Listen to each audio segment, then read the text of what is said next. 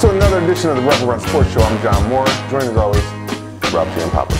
We're bad and bougie. You all can choose who's who.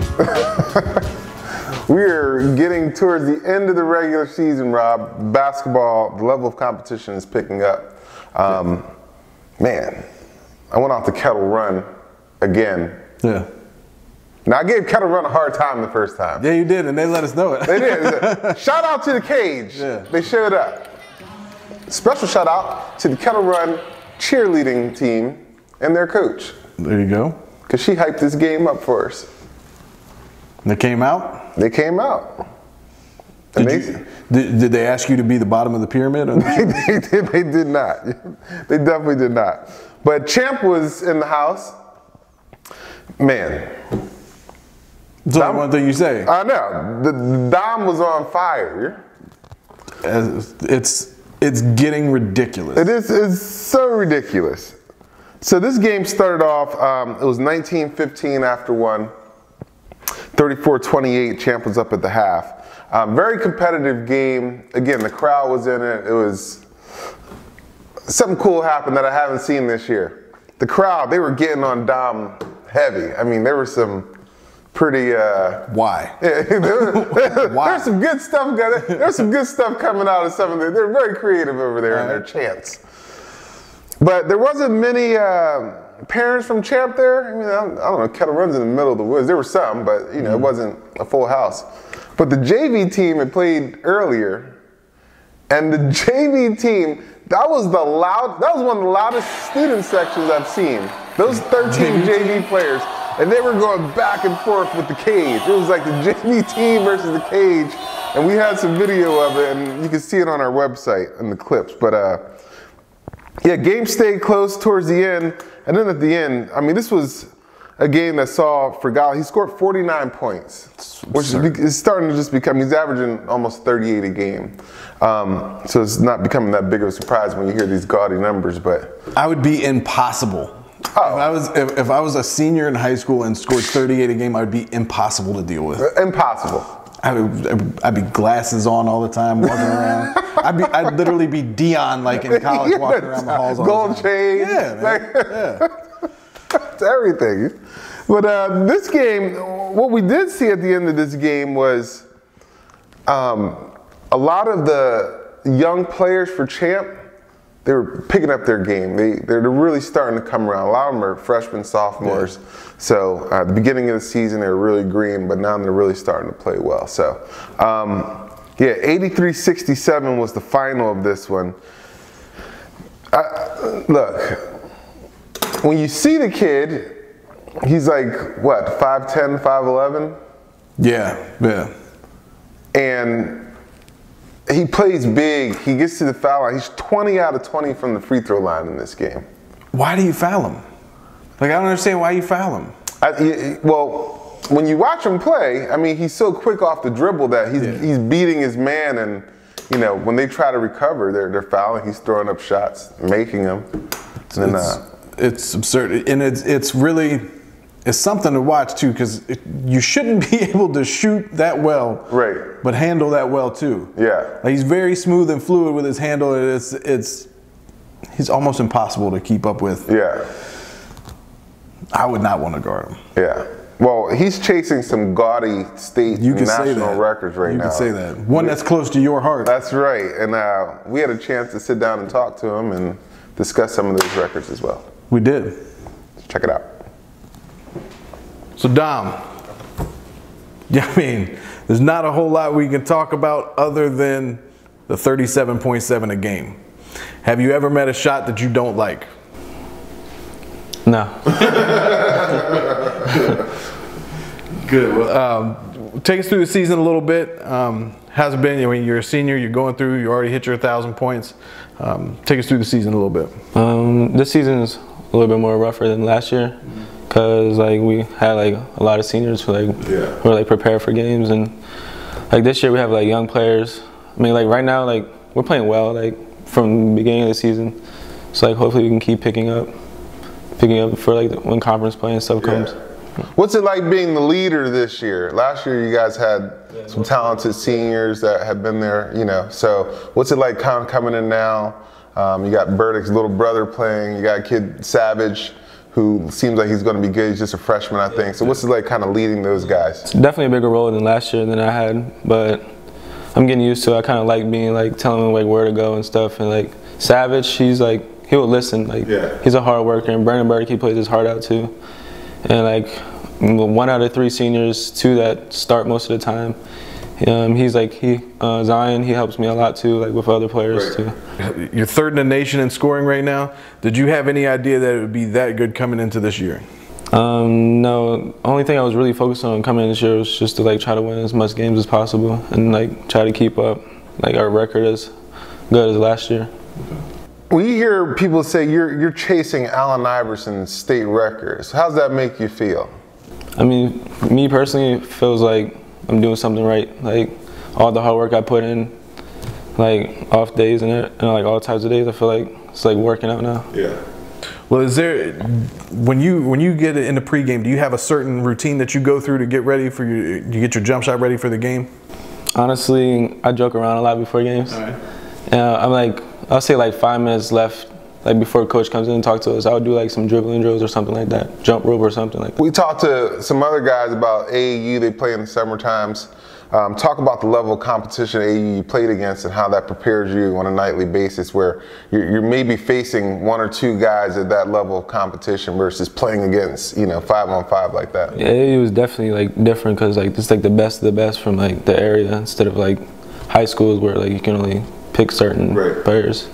But like AAU level was very like more intense than high school sometimes. Yeah. What's your favorite place that you've ever played? Like your favorite gym? For AAU? Either, any AAU, high school, either one. High school is when we played Freedom Rivalry. Yeah. AAU probably in, I want to say, Pennsylvania. All right, so you got a couple games left in regular season. You're getting ready for playoff time. It's good. The team does seem like they're playing a lot better than when we saw them earlier in the year. So what are you looking forward to with the conference districts tournaments coming up? Hopefully we can win it all, see Freedom again, get our payback, see them in, we'll probably see them at 3rd place, but hopefully we have to play, I think we have to play Fakir and then Kettle Run, and then if we win those games, we will play Freedom at 3rd place. I mean, you just dropped 49 on Kettle Run, so. Do people talk? Sounds like a good matchup for you. Well, knowing how much you score, do people talk to you before the game or be like, you ain't gonna put 40 on us? Yeah, the opposing like fans, they talk like a lot of trash, yeah. What's it like to be Dom Fragala walking around Champ High School these days? Gotta be. Don't get yourself in trouble, but thumbs up or thumbs down? I mean, it's pretty good. Yes, thumbs up. Pretty good? On game days, yeah. And Yeah. they hype it up.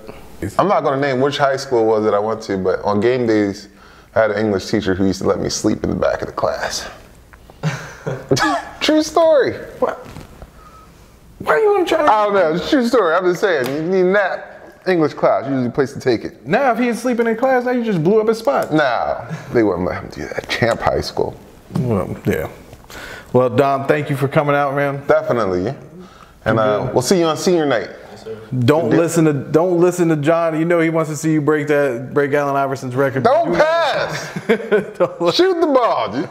You can get open. And if you're open, you're supposed to shoot. And he shoots when he's not open and it goes in. Hey, what are you talking about? Keep shooting. There you go, man. All right, thanks for coming on, and we'll talk to you again soon. So thanks again to Dom Fragala. We'll be looking forward to seeing a lot more of him soon. Rob, you were at the... If you all would have seen what happened right before that, it would have been really funny. You were at Herndon. Yeah. For the Chantilly at Herndon game. Take it away. Man, why you do that right before we started? Yes, I was at Herndon for the Chantilly game. Shout out to Sean Norris. He's an assistant coach. I've known him for a long time. Yeah.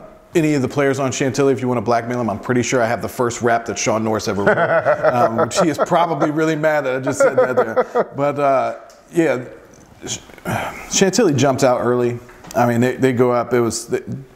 Herndon had no answer for Daniel Carmichael's quickness inside.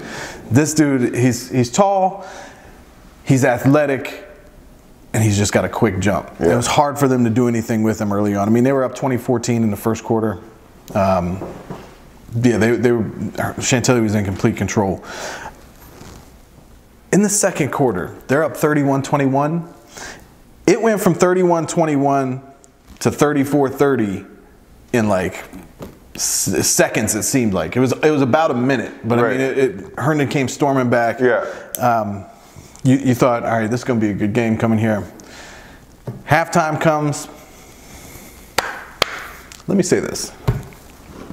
The Purple Platoon is Chantilly's student section, and they're funny.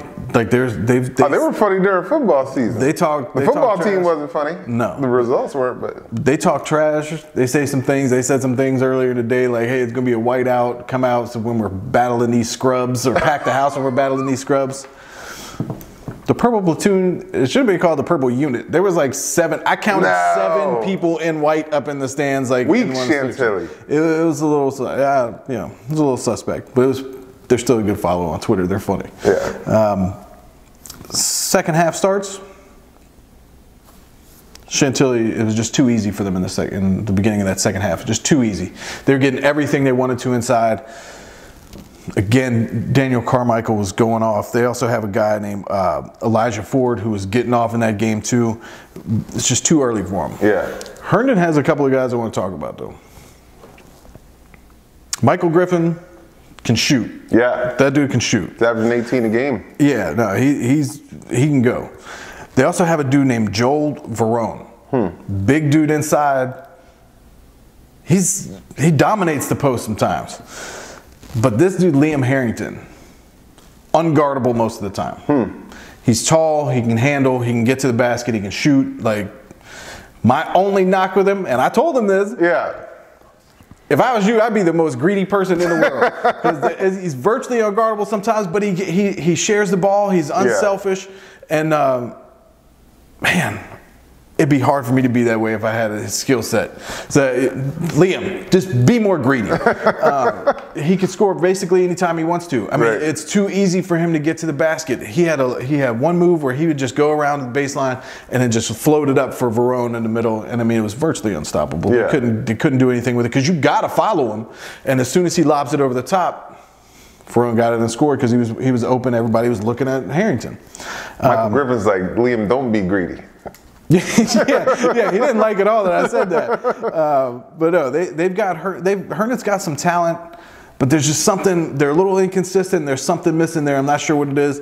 Their coach thought he might have a heart attack on the side. He was losing it, man. He was losing the dead points in that game, and it was like there was some administrator standing over there, like, "Whoa!" I mean, he was fired up during that game. It was funny, man. Like, I'm sure, in the heat of the moment. Yeah. Man, he was getting it. And yeah, he lost it on him a couple times. And you could tell, like, those guys were like, "Oh, better get back out." And as soon as he lit him up, they went back on that run and got him in the game.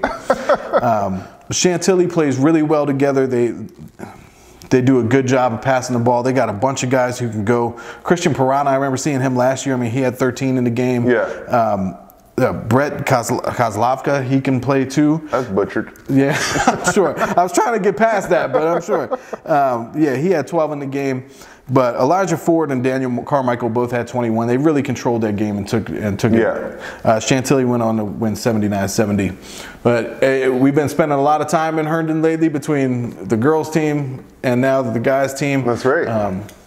Picked up a new channel. We're on Comcast and Verizon in Herndon now. But we had a chance to sit down with Michael Griffin and with Liam Harrington. Again, Michael Griffin not so happy that I said that. But Michael Griffin, Liam Harrington, thanks for joining the show. Herndon basketball, take us through the season so far. Your expectations going into the season and how it's played out. Well, we've had a quite rough patch this past couple weeks, but we're just trying to get back to normal play and get to the district championship. I think our best basketball is ahead of us. We got Robinson on Tuesday. If we win that, we can be on the 3rd seed, so we got a pretty good place. We think we beat anyone in our district, so hopefully it plays out that way. We win the districtship. So. Well, yeah, you guys have had you've had a couple of good winning streaks throughout the season. I mean, you've gone through. Your schedule is not easy just going through it here. I mean, you've had Potomac Falls, obviously the Centervilles, the Chantilly's, the Westfields. Talk about that competition and how it gets you ready for the postseason. I mean, we put up good competition against everybody, you know. I mean, everybody in the conference is beatable, and I think we have a good chance of doing well. And we think we're the best team in the district, obviously. Well, I mean, everyone's good though, so I mean, on any given night, anyone can beat anyone. So hopefully that just plays out in the playoffs, just like that. You guys beat Hilton earlier this year. You had 29, you had 28. What's the feeling when you guys are both clicking offensively like that? Well, I wanted 30, but he was taking the ball at the end of the game. He was being selfish, but nah, just kidding. But I mean, it was good. We both when we play like that, we really can't lose when we put numbers up like that, and that's like how we wanted this season to go. Like just me and him, just putting numbers up. Yeah, 2-man game. Yeah. But it was working well for us. So. All right, now, how much competition is there between the two of you when you start rolling like that? I want him to do as good as he can do. I want me to do as good as I can do. I just want us both.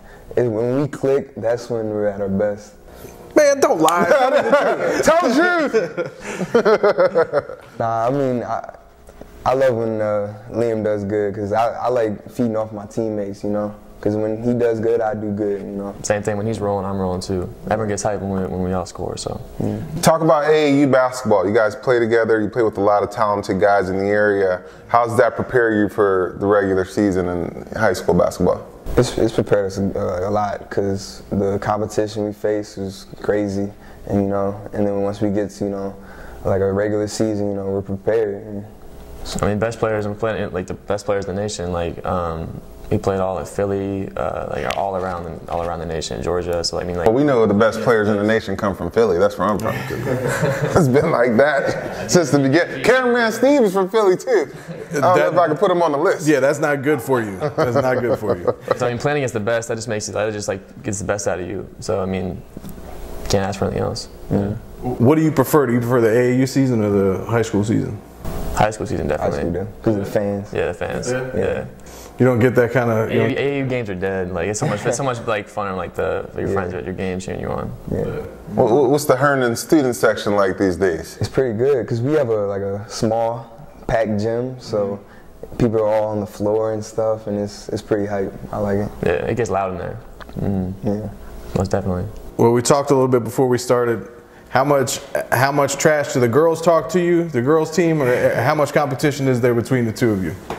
I mean, we both love to see each other do well, but I think since they're probably doing a little better, they would like the more recognition for their accomplishments, but it's whatever. Yeah, no, we love that they're doing good. I mean, Herndon basketball's Herndon basketball, so I mean, we want them to succeed.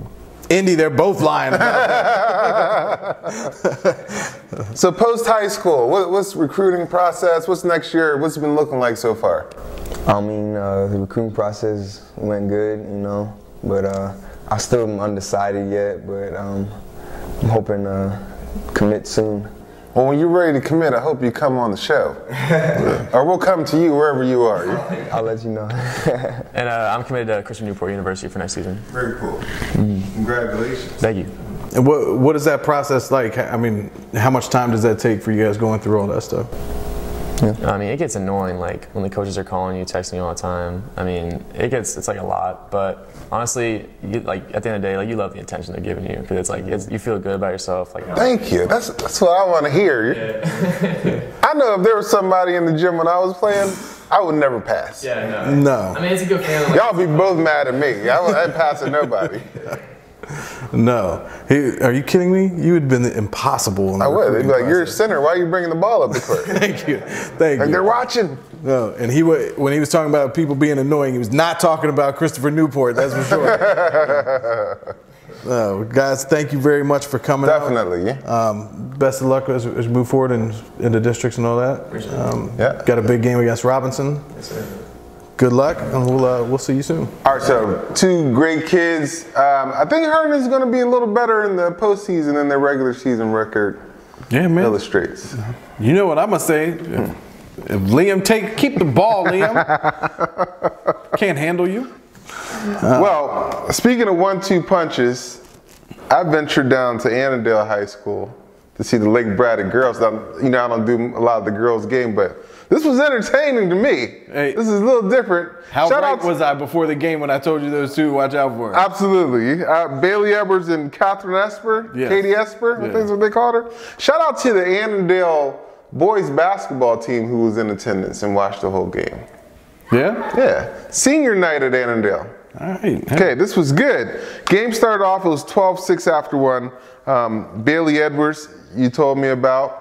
She's good. Yeah, man. Yeah, and Katie Esper, she's good too. They can go. They can go. Yeah. So definitely some skill there. It was 12-6 after one. They were favored. It looked like they were going to run away with the game, but let me tell you about two players.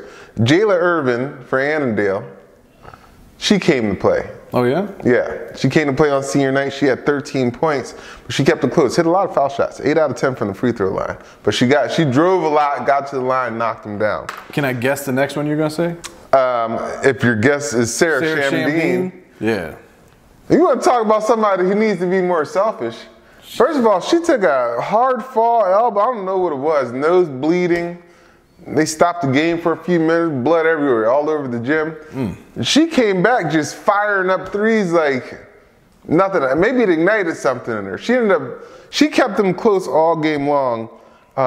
This game was 18-15 Braddock at the half. Not high scoring, but it was close, competitive. And then 27-26, Blake Braddock led at the end of the third quarter.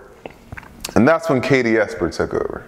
She's good now. So, again, the combination of Edwards and Esper. It's tough. I mean, just, Katie was just receiving great passes from Bailey. She ended up with 16 points.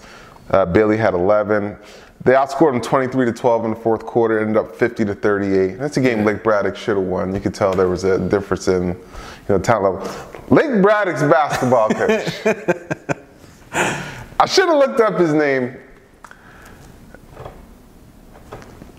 We talked about who's the coach you were talking about? The Herndon coach. The Herndon Thought coach. he was going to have a heart attack. I don't know. They're going neck and neck on who's having heart attacks. I don't know. I have never seen a coach that fired up about his players who were winning a game, let alone that fired up about their team in general. Yeah. He He was losing his mind. I wonder if that's normal. No, I've seen them play before, and I know he wasn't that way when I saw them play TC. And You would have thought I was filming coaches in competition for who could be the craziest. Really? And he was going for the win. Oh, man. Well, you know He what? got the job done. Yeah, that's what I was going to say. Yeah, they started playing better. And he was giving it to the refs, too. Man, why you always try to get me going on the refs? We gotta. Refs do a great job. Sometimes. Most of them. Sometimes. Anyway, 50-38. Lake Braddock's 13-6. They're looking good moving into district tournaments. They got some height. Yeah. Those two, man. They do have some height. They do, and those two are tough, man. That's a tough 1-2 combo. Yeah. But Sarah Shamdeen's fun to watch. Yeah. Oh, that coach though. And I don't know how many times he uttered the sentence, "What are we in right now?" But it was so great. And he was, I mean, this is in game time, and he's looking for responses. What are we in right now? Oh, and if they weren't answering, he was just, I'm talking. What are we in right now? It was great. That's awesome. I liked it. That's awesome. Yeah. Well, I had a chance on Friday to go out and into the Panther Pit and check out Potomac play. Yeah. It's awesome. It's awesome. The atmosphere. Ton of fans in there. It's the most fired up I've ever seen a crowd going crazy for a JV game. Is that right? Yeah, you walk out. I was like, what, did I get late to the market game? No, everybody was fired up. People were jumping from the stands. Yeah, man, it was crazy. Like, it was awesome. But senior night, good little thing going on. There's a lot of seniors on that Potomac team. Right. We had a chance to talk to Coach Honore. There's possibly the most decorated group to come out of Potomac High School, which they got a lot of history. That's saying a lot. Yeah, his rings say a lot. We got a bit distracted by those rings. Yeah. Things got awkward. You got to watch that other show. Things did get awkward. I think he was ready to get out of here on us. But the game starts off and Potomac is just cruising in the game. I mean, had they shot better, it'd have been like 30-4 in the first quarter. Right. It was 17-4 after the first quarter. They missed a lot of shots. I mean, I don't know how many shots they put up in that first quarter, but it could have been. It could have easily been 30-4. I'm not even kidding. Yeah. Missed 2 lobs like in a row. Oh, really? I think they were both to Byron Scriber. They missed 2 lobs in a row. I thought Coach Honore was going to fall out after that. You know what I mean? Like, it was early in the game, so maybe he's holding it under. He was like, I think he might get better. Got real sloppy in the second. Potomac just kind of, you know, they let things go, but they're still so good. They were up by 16. Yeah. I'm not even really going to talk about Massaponax very much. Just they played well, but you know, not going to really talk about them very much. It's just tough going for them.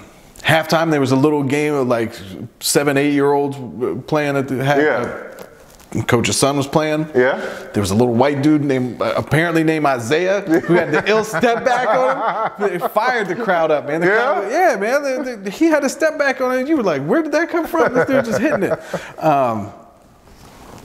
You know how we talk about Daniel Adu when you're filming a game for West Springfield? Yeah. How the camera loves to just go on Daniel Adu. That's how Elijah Camp is. The camera just automatically finds him. You know what I'm saying? It's just something about the way he plays, the way he is. The camera finds him. He had 12, 3, and 2 in that game. Nana Opoku. I love that name. He should be called Nana, son, because you see him in the middle. You see him in the middle. Nah, son, I ain't going in there. They drive the ball early, just block. And it's easy, but I mean, it's just too easy for him to block that stuff. Just to stop it. He had 18 and 8, probably 4 or 5 blocks in that game. Got to learn not to go around him. Yeah. Coach, not so happy I said that. He wants people to keep going in at them. But coach, so this game, they're in complete control. I mean, it is off 75-58. Yeah. Even in a bad, you know, it wasn't their best game. They were sloppy in the game, but they were still in complete control the whole way. So Coach Honore likes to stand up during the games. And he's always standing up. He's always giving orders. Right. About midway through maybe the third quarter, possibly the start of the fourth, sat down, not a word. You could tell he was not happy with the performance at all. He just sat down. I don't think he got up out of that chair for the entire fourth quarter. Yeah. He told us that I didn't get I didn't even get in the huddle in the fourth. He was not happy with their performance, but it was real funny to watch. Even talked to Miss Honore after the game. Yeah. She said, I don't know if I've ever seen him sit like that during the game. So yeah, you could tell he's ready to go for the postseason. Not happy about the way they finished that game. Met a bunch of the guys afterwards. Really good group of guys. All came over. They recognized obviously from seeing the show. They came over and said hello, said what's up. Elijah, I'm holding you to that jacket. He's gonna, triple fat goose. He's gonna give me that bubble goose after the season's done, after he graduates.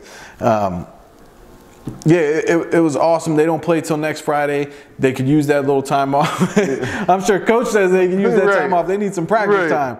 But they're the best, man. Yeah, they're too talented to be. Extremely talented. Byron Scriber can get up. Yeah, he can get up. Nana Opoku dunking is too easy for him. Had 3 dunks in the game, just ridiculous. Yeah? It's just easy for him. It's too easy. Potomac's really good. I don't know what else to say. Potomac's really good. Well, this time next week on the show, we'll be talking probably a couple of last game of the seasons, beginning of some district tournaments. Absolutely. One thing I do want to say before we go, our man John Becerra was out at Oakton for a doubleheader with Chantilly. Oakton swept that doubleheader. Pretty close game, 53-51 for their girls game. Okay. Kaylin Fee is ridiculous. Yeah. But in that, it was double overtime game in the guys game. Huh. It was, they had to fight back. Oakland had to fight back to tie it up. They hit a ridiculous shot at the end of the game to send it to I think it was the double OT. Okay. They got it back. I mean, it was ridiculous. They had to hit it to win. They did, and shout out to Matt McCabe for getting a ridiculous video. Check it out right here. Yeah. Oakton goes on and wins. I think it was 64-56, something like that. They just completely dominated the second overtime and won that game. Shout out to Oakton. Shout out to John Becerra. Shout out to John Becerra. Oakton's always great. Love going to watch games there. Can't help it, but I can't wait for playoff time. You're going to be able to see Oakton in the playoffs. I will. You know that. Both sides, guys and girls. Well, thanks for joining us again. Ruston Channel 28, Comcast Local, Prince William Channel 2, and we just added 2 new channels. In Herndon, man. Shout out to the Herndon crowd. Shout out to Herndon. Check us out, Verizon and Comcast in Herndon. Yeah, and always on RebelRunSports.com. Always. John had a little voice issue earlier. I'm still growing. Oh, man. We'll see you next week. So thanks again to the Dom. Hold on. Did you get my voice crack?